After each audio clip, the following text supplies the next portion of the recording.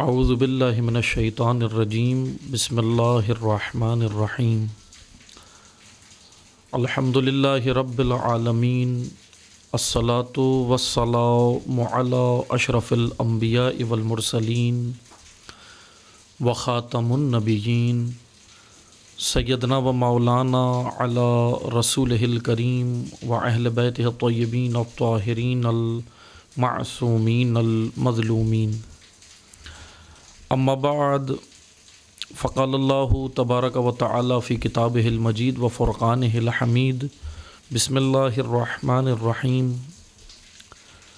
خلق الانسان من صلصال کالفخار وخلق الجان من معرج من النار فبأی آلاء ربکما تکذبان رب المشرقین و رب المغربین فبأی آلاء ربکما تکذبان مرج البحرین یلتقیان بینہما برزخ لا یبغیان فبأی آلاء ربکما تکذبان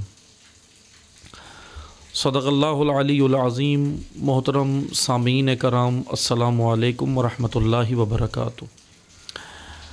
الحمدللہ اللہ تعالیٰ کی توفیق سے، لطف الہی سے موضوع گفتگو آپ کی خدمت میں تفسیر و تشریح سورہ مبارکہ رحمان قرآن مجید کا 55واں سورہ، اور اس کا آج 10واں درس ہے، 10واں لیکچر ہے، 10ویں نشست ہے جو اللہ تعالیٰ کی توفیق سے ہم آپ کی خدمت میں حاضر ہوئے ہیں۔ گزشتہ دروس میں یا گزشتہ درس میں ہم اس آیت تک پہنچے تھے کہ سورہ مبارکہ رحمان کی 13ویں آیت سے ہم نے گزشتہ درس میں مطلب بیان کیا تھا۔ آج ہم نے آیہ نمبر 13 سے 21 تک آپ کی خدمت میں تلاوت فرمائی ہے، اور انشاءاللہ کوشش کریں گے کہ اس کی وضاحت آپ کی خدمت میں عرض کر سکیں طالب علمانہ۔ ہم یہاں تک پہنچے تھے گزشتہ درس میں، اللہ تعالیٰ کا فرمان ہے خلق الانسان من صلصال کالفخار، کہ ہم نے انسان کو کھنکھناتی مٹی، آواز والی مٹی، صلصال فخار، اس سے پیدا کیا، انسان کی خلقت اس سے کی ہے۔ وخلق الجان من معرج من النار، اور جنات کو آگ کے شعلوں سے پیدا کیا ہے، آگ سے پیدا کیا، معرج من نار یعنی اس کے شعلوں سے۔ فبأی آلاء ربکما تکذبان، پھر اللہ تعالیٰ کا فرمان ہے کہ تم اپنے پروردگار کی کون کون سی نعمت کو جھٹلاؤ گے۔ بہرحال ہم یہاں تک پہنچے تھے کہ انسان کی خلقت کے حوالے سے ہم نے چند آرائز آپ کی خدمت میں بیان کیے تھے۔ خلقت انسان، کیونکہ میں یہاں ایک اور قانون اللہ تعالیٰ کا جو خلقت کا ہے وہ بیان کرتا چلوں کہ خلقت مرحلہ دوم کو کہتے ہیں، مرحلہ اول کو خلقت نہیں کہتے، خلقت مرحلہ دوم ہے، یعنی یہ کہہ لیں کہ ان آیات میں یہ بیان ہو رہا ہے کہ انسان کی خلقت کے بارے میں بیان ہو رہا ہے، یعنی اس کو، انسان کو خداوند تبارک و تعالیٰ نے وہ جو لباس ہستی پہنایا، ہستی یعنی اس کی جو ذات و ماہیت کو خلق کیا، یا وہ جو ذات مطلب جو لباس ہستی پہنایا، اس کا تذکرہ نہیں ہے، بلکہ یہاں اس آیت میں اس نعمت کا تذکرہ ہے جو بدن انسان ہے، جو انسان کو یہ نعمت عطا ہوئی ہے بدن کے طور پہ۔ اور بدن کی خلقت کے بارے میں قرآن کریم میں اور بھی آیات موجود ہیں مختلف سوروں کے اندر، خصوصاً سورہ مومنون کے اندر اور دیگر سوروں کے اندر موجود ہیں۔ البتہ یہاں پر خداوند تبارک و تعالیٰ نے لفظ خلق استعمال کیا ہے، خلقت، کہ جیسے خلقت کا قانون ایک نہج البلاغہ کے پہلے خطبے میں امیر المؤمنین علی ابن ابی طالب علیہ السلام نے بھی بیان کیا ہے، اور بڑا خوبصورت قانون بیان کیا ہے کہ خداوند تبارک و تعالیٰ نے، علی علیہ السلام کا فرمان ہے نہج البلاغہ کے پہلے خطبے میں، میں اس کا ایک حصہ صرف آپ کی خدمت میں 2 جملے عرض کر رہا ہوں۔ علی علیہ السلام فرماتے ہیں کہ خداوند تبارک و تعالیٰ نے اشیاء کو انشاء کیا، ابداع کیا، یعنی اشیاء کو پہلے ابداع کیا پھر خلق کیا۔ ابداع اول خلقت کو کہتے ہیں، یعنی خلقت مرحلہ دوم ہے، ابدا مرحلہ اول ہے۔ ابدا اور خلقت میں بنیادی طور پر فرق ہے۔ ابدا کہتے ہیں شے خلق کرنے کو، خود شے کو خلق کرنے کو، اس کی ذات و ماہیت کو وجود میں لانے کو ابدا کہتے ہیں عربی زبان میں۔ اور خلقت کہتے ہیں شے سے شے بنانے کو، یعنی ایک شے موجود ہے اور اس سے پھر شے بنانا، یعنی پروڈکٹ سے پروڈکٹ تشکیل دینا، یہ خلقت ہے۔ یعنی یہ مرحلہ دوم ہے۔ مرحلہ اول ہے ابدا، جیسے اللہ تعالیٰ کے صفات میں سے خداوند تبارک و تعالیٰ کے ایک یہ ہے کہ وہ بدیع السماوات والارض ہے۔ بدیع، با دال یا عین، بدیع، بدی ابدا ہی سے ہے لفظ۔ بدی بھی خالق کو کہتے ہیں اور خالق بھی خالق کو کہتے ہیں، یعنی بدیع بھی خلق کرنے کو کہتے ہیں۔ صفت بدیع خداوند تبارک و تعالیٰ کے جو صفات میں سے ایک ہے صفت بدیع، کہ وہ بدیع ہے، بدیع السماوات والارض، کہ وہ زمین و آسمان کا بدیع ہے۔ بدیع بھی خالق کو کہتے ہیں، خلقت کو کہتے ہیں، بدیع ابدا بھی خلقت کو کہتے ہیں اور خلق بھی خلقت کو کہتے ہیں۔ لیکن کیا بنیادی فرق ہے؟ دوبارہ سن لیں، بدیع یا ابدا خلقت کا مرحلہ اول، خلقت مرحلہ دوم۔ بدیع شے بنانا، خود شے بنانا، ابدا بدیع شے بنانا، خلقت شے سے شے بنانا۔ میں جیسے آپ کو ایک مثال دیتا ہوں، آپ نے دیکھا ہے کارپینٹر جو ہے وہ لکڑی سے میز بناتا ہے، لکڑی سے کرسی بناتا ہے، لکڑی سے الماری بناتا ہے، فرنیچر بناتا ہے۔ کارپینٹر یہ کام کرتا ہے، لکڑی سے بہت ساری چیزیں بناتا ہے۔ لیکن یہ خلقت ہے کہ کارپینٹر چیز کو کریٹ کر رہا ہے، خلق کر رہا ہے، وجود میں لا رہا ہے، یہ خلقت تو ہے۔ لیکن عزیزان محترم، یہ خلقت دوم ہے، یعنی کارپینٹر لکڑی سے اشیاء بنا رہا ہے، لیکن خود لکڑی کو نہیں بنایا اس نے، خود لکڑی اس نے نہیں بنائی، یعنی شے سے شے انسان نے بنائی ہے۔ کارپینٹر مخلوق ہے، انسان ہے، شے سے شے اس نے بنائی ہے، لیکن لکڑی اس نے نہیں بنائی، لکڑی اس نے خلق نہیں کی۔ لکڑی سے کوئی چیز بنانے کو خلقت ہم کہہ سکتے ہیں، لیکن لکڑی بنانے کو، لکڑی وجود میں لانے کو ابدا کہتے ہیں، بدیع کہتے ہیں۔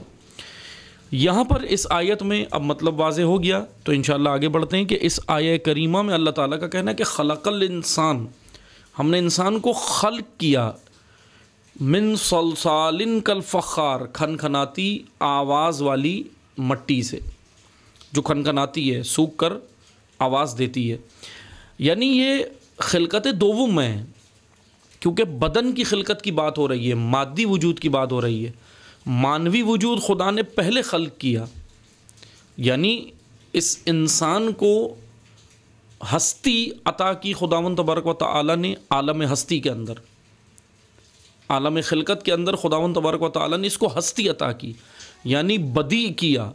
پھر اس کے بعد اس کو اس دنیا میں بھیجنے کے لیے، اس عالم شہود و عالم مادہ میں بھیجنے کے لیے اس کو پھر بدن بھی عطا کیا، اس ہستی کے ساتھ، اس نفس کے ساتھ، اس روح کے ساتھ، اس وجود حقیقی کے ساتھ اس کو اب مانوی وجود بھی عطا کیا، مادی وجود بھی عطا کیا۔ اس مانوی وجود کے ساتھ اب مادی وجود بھی عطا کیا۔ اب وہ مادی وجود بدن ہے، اب اس کو جب خدا یہاں بھیج رہا ہے تو اب اس کے لیے خلقت بھی کی، بدن کی خلقت۔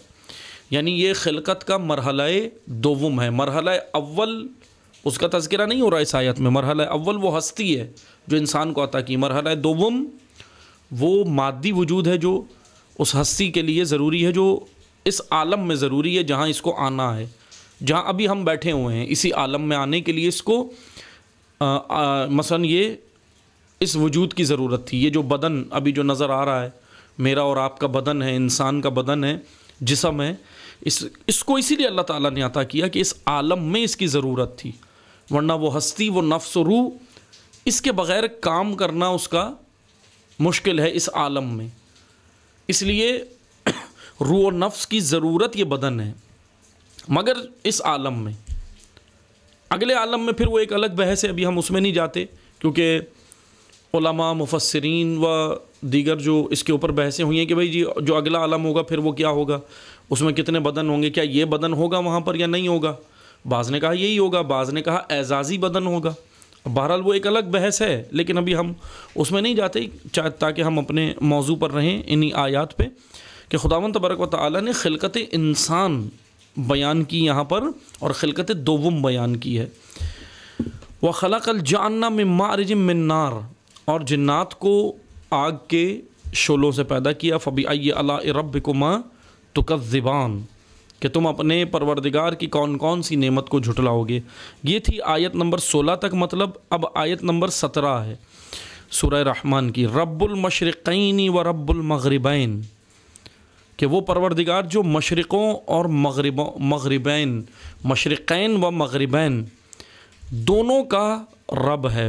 رب المشرقین و رب المغربین، کہ وہ رب ہے مشرق و مغرب کا. رب المشرقین و مغربین کا مطلب یہاں پر یہ نہیں ہے کہ مثلا ہم اب اس کے اوپر بہرحال وہ علماء کی اپنی بحث ہے تفاسیر کے اندر کہ یہاں پر رب المشرقین و رب المغربین سے کیا مراد ہے. کیا یہ مشرق و مغرب ہے جس زمین کے اوپر جو ہمیں نظر آتے ہیں، مشرقی حصہ زمین خدا کے اوپر ہم رہتے ہیں نا، ارتھ کے اوپر، اس ارتھ اور زمین کے اوپر کیا مثلا یہ جو مشرقی اور مغربی حصہ ہے، کیا یہ ہے مشرق میں ہم رہتے ہیں، مغرب میں یورپ بنا ہوا ہے، تو اس طرح ہے یا کیا ہے. بہرحال یہ بھی اس کا مصداق ہے، کیونکہ ظاہر سی بات ہے رب وہ تمام عالم کا رب ہے، وہ تمام عالم نہیں علام کا رب ہے. خداوند تبارک و تعالیٰ تمام علام کا رب ہے، جتنے بھی علام ہیں، کیونکہ اس کی ربوبیت کے بغیر یہ کچھ بھی نہیں چل سکتا. اسی نے یہ خلق کیا ہے، وہی خالق ہے. تو اسی کے ضمن میں یا اسی کے یہ کہہ لیں کہ مصداق ایک یہ بھی ہے یہ زمین جس پہ ہم رہتے ہیں. لیکن یہاں بات ہو رہی ہے رب المشرقین یعنی تمام علام کی، رب المغربین یعنی وہ علام جو ہستی میں ہیں، وجود میں ہیں، جن کو وجود اللہ نے عطا کیا ہے وہ علام. لیکن اب سوال یہ بنتا ہے وہ کون سے ہیں؟ انسانی عقل جہاں تک پہنچی ہے، یاد رکھیں ابھی انسانی عقل نے بہت کچھ مثلاً کیا ہے نا، جیسے ناسا ادارہ ہے ایسٹرو فزکس کا، دنیا کا بڑا ادارہ ہے، وہ فلکیات کے اوپر جاتا ہے، فلکیات کے اوپر جا کر وہ بہت ساری چیزیں مثلاً کرتے ہیں اور غور و فکر کرتے ہیں، جاتے ہیں فیلڈ کے اندر جاتے ہیں، اور ناسا جا کر یہ سارے کام کرتا ہے. ایک ناسا ہے ادارہ دنیا کا بڑا. اسی طرح یورپ کا بھی ہے ایسا ادارہ ہے، ESA ایسا یورپین اسپیس ایجنسی ہے. اسی طرح کینیڈا کا ایک بڑا ادارہ ہے کینیڈین اسپیس ایجنسی. اس طرح یہ مختلف بڑے بڑے ادارے ہیں دنیا کے اندر جو فلکیات کے اوپر ریسرچ کرتے ہیں ماہرین، اور پھر جاتے ہیں اور پھر جو ہے وہ دیکھتے ہیں. لیکن یہ جہاں تک پہنچے ہیں، جیسے ابھی حالیہ یہ ایک ریسرچ ہوئی ہے کہ ابھی گزشتہ 1-2 دن پہلے کی بات ہے کہ ناسا نے ایک مثلاً بہت ہی ابھی ناسا ایسا اور کینیڈین اسپیس ایجنسی، کینیڈا کی، یورپ کی اور امریکہ کی، یہ جو ناسا تینوں کی جو اسپیس ایجنسیاں ہیں یا اسپیس ایڈمنسٹریشن ہیں، یہ انہوں نے مل کر ایک جو ہے وہ 1990 کے اندر یہ کام شروع کیا تھا، 1990 کے اندر، کہ وہ ایک ڈرون بنانا انہوں نے شروع کیا تھا جو انہوں نے اسپیس میں بھیجنا تھا، خلا کے اندر بھیجنا تھا.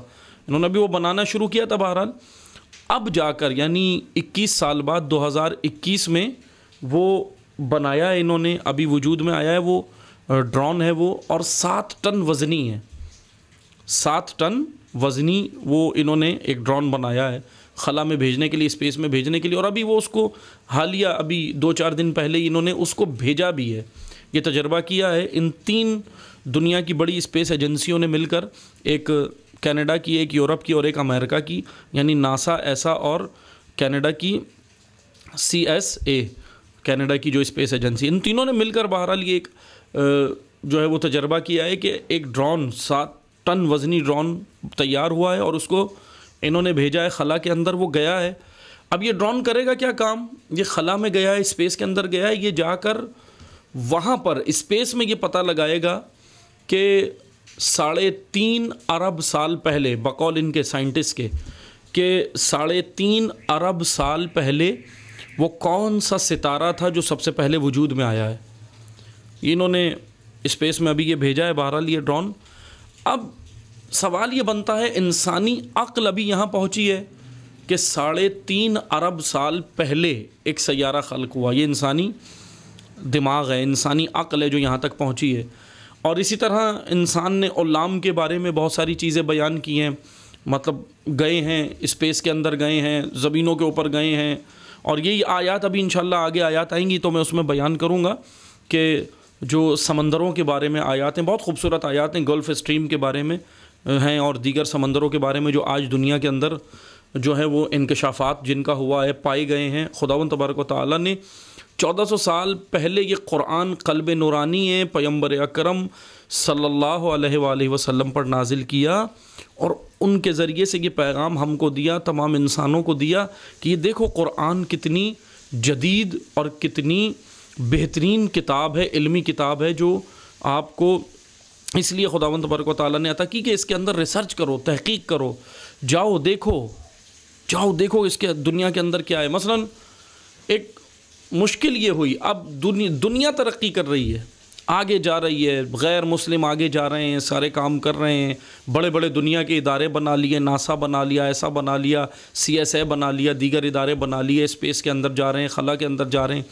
ادھر مسلمان معذرت کے ساتھ ان کی کیا حالت ہے، وہ کسی چیز پہ توجہ نہیں ہے، سب کچھ اپنی متاع لٹا دی ہے. جیسے میں خصوصاً آئیں ہم پھر امت اسلامیہ کے اندر بھی ایک تشیع کی بات کر لیتے ہیں نا، کہ تشیع، کیونکہ تشیع تو دعوے دار ہے نا کہ اپنے آپ کو کہ علم کے باب العلم کا ماننے والا ہے، باب العلم یعنی امیر المومنین علیہ السلام ان کے ماننے والے ہیں، تشیع دعویٰ کرتے ہیں. تو ابھی ہم دیکھیں کہ یہاں پر یہ آیات کیا کہہ رہی ہیں.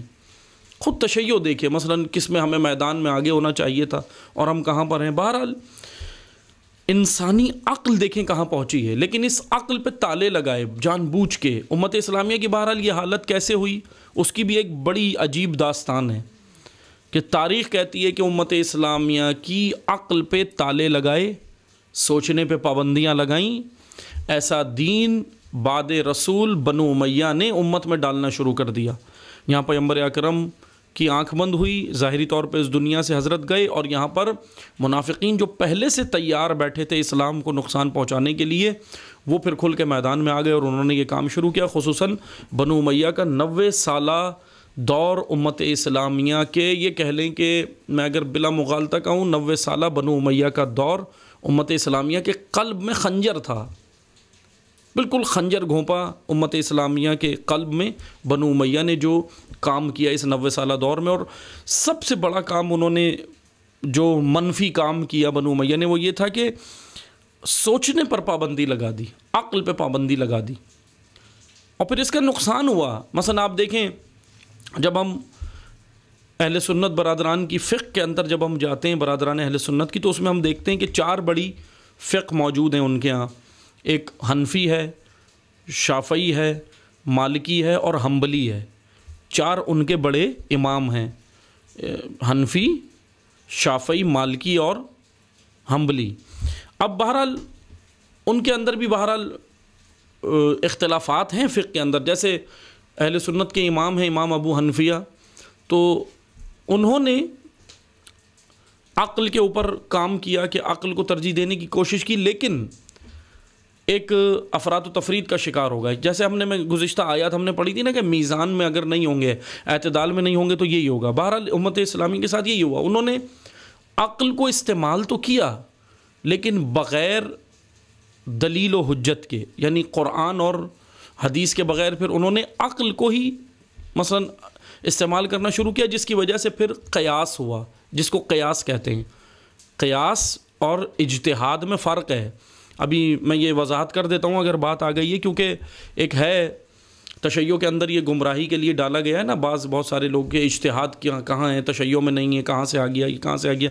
یہ باتیں ابھی سے نہیں ہو رہی، یہ باتیں پرانی ہیں. میں ابھی عرض کرتا ہوں آپ کی خدمت میں، خصوصاً ایک مسلک وجود میں آیا تھا جس کے بعد سے تشیع میں اجتہاد کے اوپر پابندی لگانا شروع کی، اور اجتہاد کے بارے میں جو غلط باتیں اور اجتہاد کے بارے میں گمراہ کن افکار و نظریات ڈالے، وہ مذہب تھا اخباری مسلک۔ اخباری مسلک تشیع کے اندر وجود میں آیا، اور تقریباً آج سے 300 سے 400 سال پہلے یہ مکہ اور مدینہ کا رہنے والا ایک مجاور تھا، ملا امین استرابادی۔ ملا امین استرابادی یہ تقریباً 300 سے 400 سال پہلے گزرے ہیں۔ یہ مکہ اور مدینہ کے رہنے والے تھے، اسی زمین پہ تھے یہ، اور انہوں نے سب سے پہلے ملا امین استرابادی یہ لگ بھگ 300 سے 400 سال پہلے انہوں نے سب سے پہلے شیخ طوسی علیہ الرحمہ اور علامہ ہلی علیہ الرحمہ، جو تشیع کے بزرگ علماء ہیں، مرجع ہیں، مجتہدین علماء ہیں، ان کے اوپر تنقید کی۔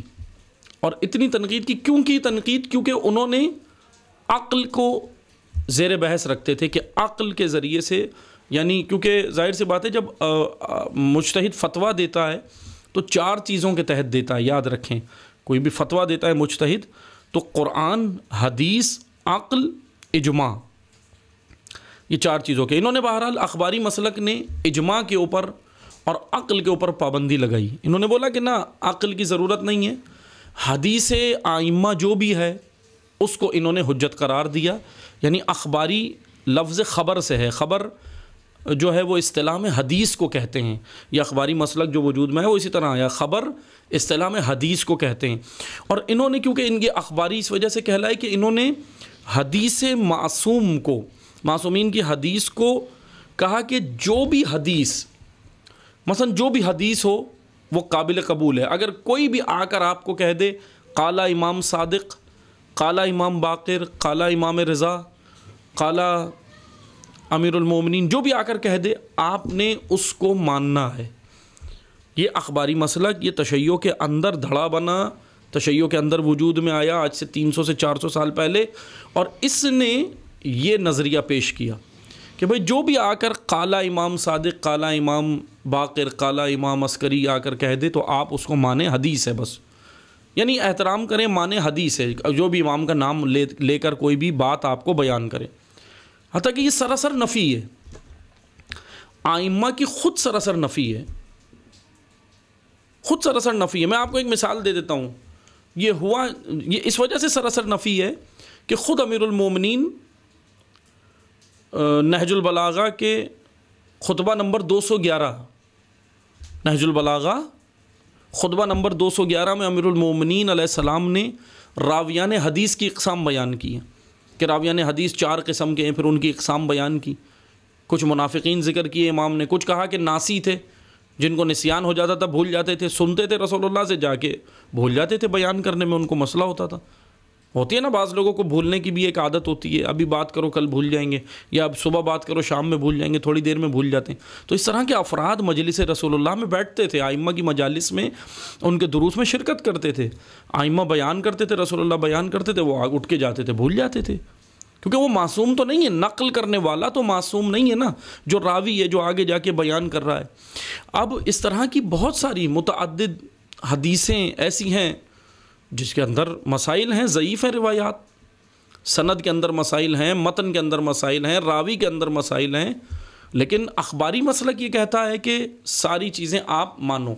اور پھر انہوں نے ایک اور نظریہ دیا، ایک بے تکا سا نظریہ جو آج بھی ہمارے معاشرے میں نظر آتا ہے جو تشیع کے، وہ یہ بے تکا سا نظریہ تھا انہوں نے جو دیا کہ قرآن ہمارے سمجھنے کے لیے نہیں ہے۔ یہ تشیع کے اندر کی میں باتیں کر رہا ہوں جو اخباری مسلک بنا۔ اخباری مسلک کا ایک اور جو نظریہ یا ایک اور جو ان کی فکر یا افکار میں سے ایک فکر تھی وہ یہ تھی کہ قرآن ہمارے سمجھنے کے لیے نہیں ہے، قرآن پر مولا علی جانے، قرآن جانے، یعنی معصوم قرآن کو سمجھ کے بس اس پہ معصوم عمل کر سکتے ہیں، ہمارا کوئی واسطہ نہیں ہے، ہم نے معصوم کی حدیث کو لینا ہے اور بس اس پہ عمل کرنا ہے۔ حالانکہ یہ ایک درست نظریہ نہیں ہے، اس وجہ سے کیونکہ خود معصوم تو خود کہتے ہیں کہ ہماری حدیث کو قرآن پہ پرکھو، اگر قرآن سے ملے گی تو ہماری ہے۔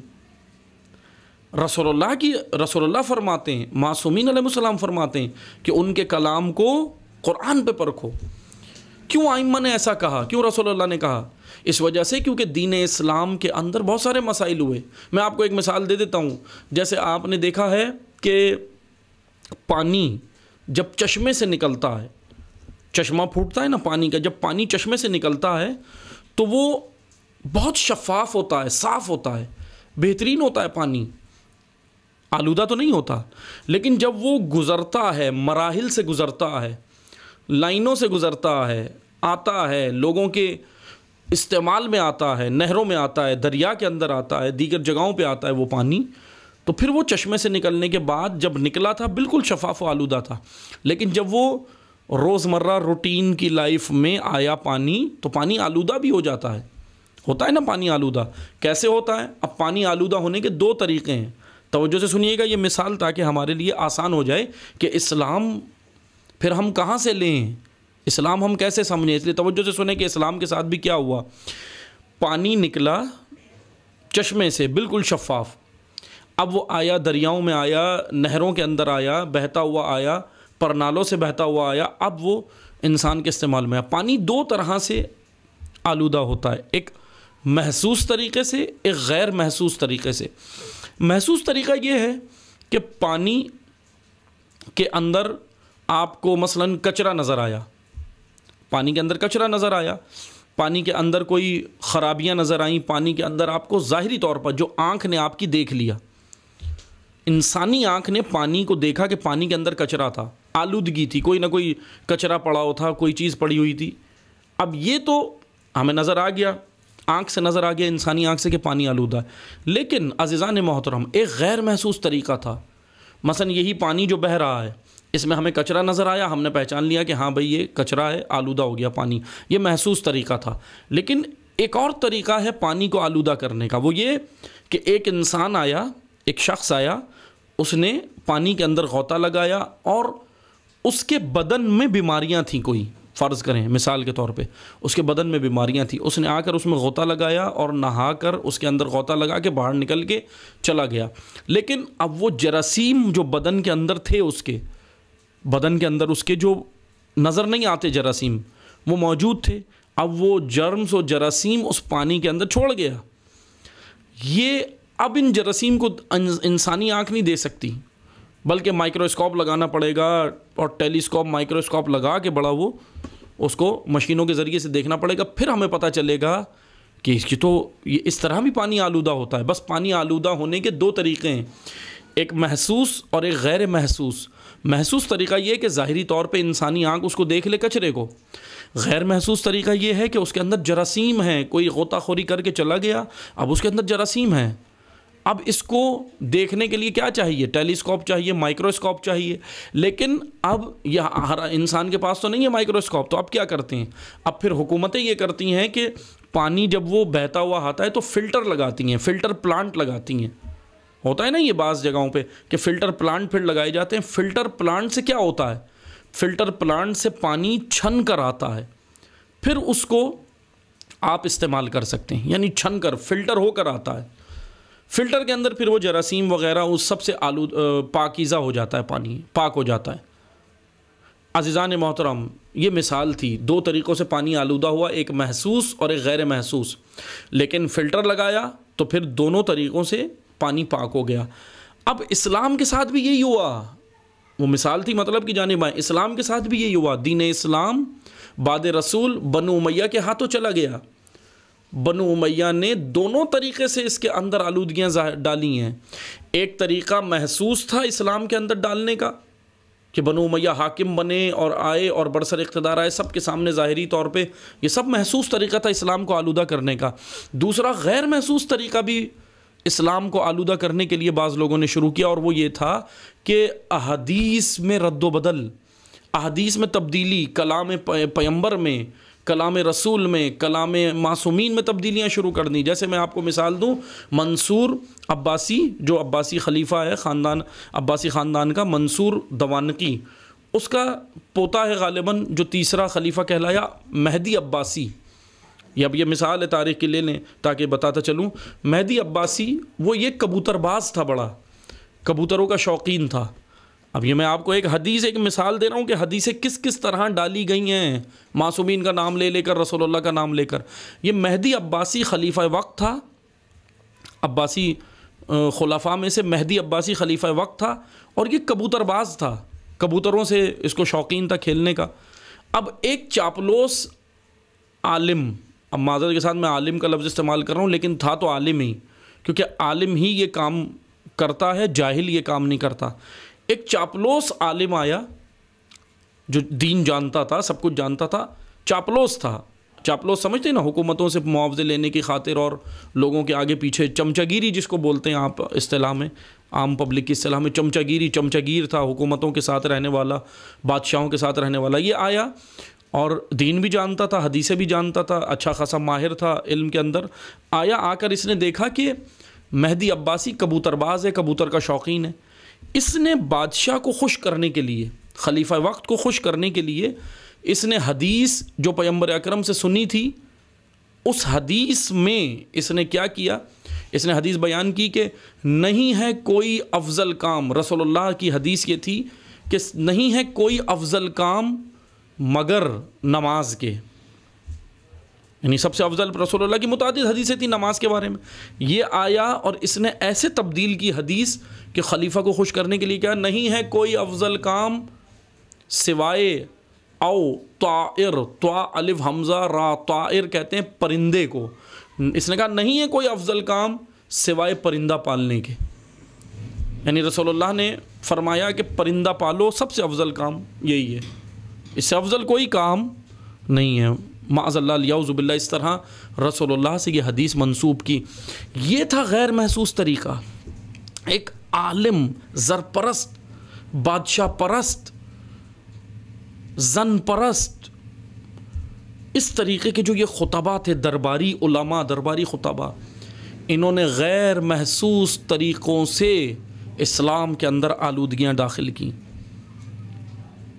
حدیثوں کے اندر اس طرح رد و بدل کیا۔ ایک محسوس طریقہ تو آپ کو نظر آ رہا ہے، محسوس طریقہ اسلام کے اوپر کتنا ظلم ہوا، مسلمانوں کو قتل کیا، یزید برسر اقتدار آ گیا، واقعہ حرہ ہو گیا، قتل و غارت کری کی مدینہ کے اندر، مکہ کے اندر۔ یہ تو ایک اسلام پر محسوس طریقے سے اسلام کے اندر جو ہے وہ انہوں نے احانت کی، اور اسلام کے اندر انہوں نے خیانت کی۔ لیکن ایک غیر محسوس طریقہ کلام رسول کو ہی بدل دینا، کلام معصومین کو ہی بدل دینا۔ لیکن اللہ نے ایک فلٹر پلانٹ پھر بھی لگا کے رکھا کہ یہ ساری چیزیں وہاں سے گزارو، اس فلٹر سے گزارو، پاکیزہ ہو جائیں گی، اور پھر اس فلٹر سے گزار کے اپنے پاس پہنچاؤ، پھر دیکھو۔ اور اسلام کے اس شفاف ترین فلٹر کا نام قرآن ہے۔ قرآن پر اسی لیے معصومین نے کہا قرآن پر ہماری حدیث کو پرکھو، قرآن سے چیک کرو، قرآن کے مطابق بن جائے ہماری ہے، نہیں ملتی ہماری نہیں ہے، رد کر دو۔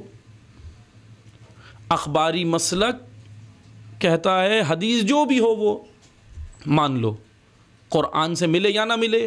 قرآن، وہ تو کہتے ہیں کہ قرآن ہمارے لیے ہے ہی نہیں، وہ تو مولا علی کے لیے۔ عقل کو انہوں نے بینڈ لگا دیا، عقل پہ نہ عقل استعمال کرنا، اخباری مسلک جو تشیع میں پیدا کیا، عقل یعنی نہ عقل استعمال کرنے کو انہوں نے فوراً عقل کو قیاس کہہ دیا۔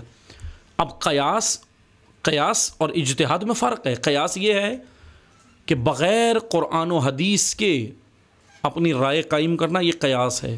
لیکن قرآن و حدیث کی روشنی میں، عصر کے مطابق اس قرآن و حدیث کی روشنی میں، اس قرآن و حدیث کی راہ پہ جا کر آج کے زمانے کے مطابق، عصر کے مطابق اپنی عقول کو استعمال کرتے ہوئے اس میں سے مطلب نکالنا، اس کو اجتہاد کہتے ہیں۔ مسئلے کا حل نکالنا، اس کو اجتہاد کہتے ہیں۔ یعنی قیاس اور اجتہاد میں یہ فرق ہے عزیزان محترم۔ اس لیے قیاس اہل سنت برادران کے یہاں ہوا، امام ابو حنیفہ نے کیا، اور دیگر پھر سلسلہ چلتا رہا، اور دیگر نے کیا، بعض نے مذمت کی، بعض نے کیا، بعض نے، جیسے امام احمد ابن حنبل ہیں، اہل سنت کے فقیہ ہیں، بڑے امام ہیں، انہوں نے تو بالکل عقل پہ پابندی لگا دی۔ انہوں نے کہا کہ عقل استعمال کرنا ہی نہیں ہے۔ اسی ہو بہو اسی طرح کا جیسے امام احمد ابن حنبل کے یہ نظریہ تھا، بالکل اسی طرح کا نظریہ اخباری مسلک کا ہے تشیع کے اندر، اجتہاد کے خلاف، مراجع کے خلاف، مجتہد کے خلاف، دین کے خلاف۔ وہ کہتے ہیں عقل استعمال کرنا ہی نہیں ہے، حالانکہ معصوم نے کہا ہے عقل تمہارے لیے حجت ہے۔ معصوم کا فرمان ہے کہ عقل رسول باطنی ہے، رسول باطنی ہے، ایک رسول ظاہری وہ ہے جو انبیاء ہیں، رسول باطنی عقل ہے، اس کو استعمال کرو۔ اس عقل پہ بینڈ لگانے سے کیا ہوا، کتنا نقصان ہوا اسلام کو۔ تسنن کے اندر بھی ہوا یہ کام، تشیع کے اندر بھی یہ کام ہوا۔ تسنن کے ہاں فقہ کے اندر یہ کام ہوا کہ بینڈ لگا دیا، اجتہاد نہیں ہوگا، 4 فقہاء نے جو کہا بس آپ نے اسی پہ رہنا ہے، اسی پہ آپ نے رہنا ہے بس۔ اسی طرح تشیع کے اندر جب یہ مسئلہ چلنے لگا، تشیع میں اجتہاد بند نہیں ہوا، چل رہا تھا، لیکن تشیع میں ایک مسلک پیدا کر دیا گیا، اخباری مسلک۔ اس نے آگے پابندی لگا دی، عقل استعمال نہیں کرنی، اجتہاد کو قیاس کا نام دے دینا۔ میں نے ابھی وضاحت کی نا کہ قیاس اور ہے، اجتہاد اور چیز ہے۔ خطبہ نمبر 18 نہج البلاغہ میں، خطبہ نمبر 18 میں مولا علی نے مذمت کی ہے، قیاس کی ہے، اجتہاد کی نہیں کی ہے۔ لیکن ظاہر سی بات ہے جب عقل ہی نہیں ہوگی تو پھر کیا اس میں غور و فکر کریں گے، جب عقل پہ پابندی لگا دیں بس۔ البتہ عزیزان محترم، تشیع کو بھی نقصان ہوا، امت اسلامیہ کو نقصان ہوا کہ آج یہ آیات پڑھ کر سمجھ کر انسان دوسرے کفار کہاں پہنچ گئے قرآن سے، اور یہاں پابندی ہے، قرآن کو سمجھنے پہ پابندی، حدیثوں کو سمجھنے پہ پابندی، کیوں کا لفظ استعمال کرنے پہ پابندی، عقل استعمال کرنے پہ پابندی۔ اور پھر کیا ہوا؟ وہی ہوا جو علامہ اقبال نے کہا، اے باد صبا جا کہیو کملی والے سے پیغام میرا، قبضے سے امت بیچاری کے دین بھی گیا دنیا بھی گئی، کچھ بھی نہیں ملا۔ البتہ قرآن کو سمجھنے کی ضرورت ہے۔ ہم آج کا درس یہیں پہ روکتے ہیں، انشاءاللہ جو آیات ہم نے آپ کی خدمت میں پڑھی ہیں، جو رہ گئی ہیں، انشاءاللہ پھر اگلے درس میں اس کو ہم بیان کریں گے، اگلے درس میں اگلی آیات کو۔ والسلام علیکم ورحمۃ اللہ وبرکاتہ۔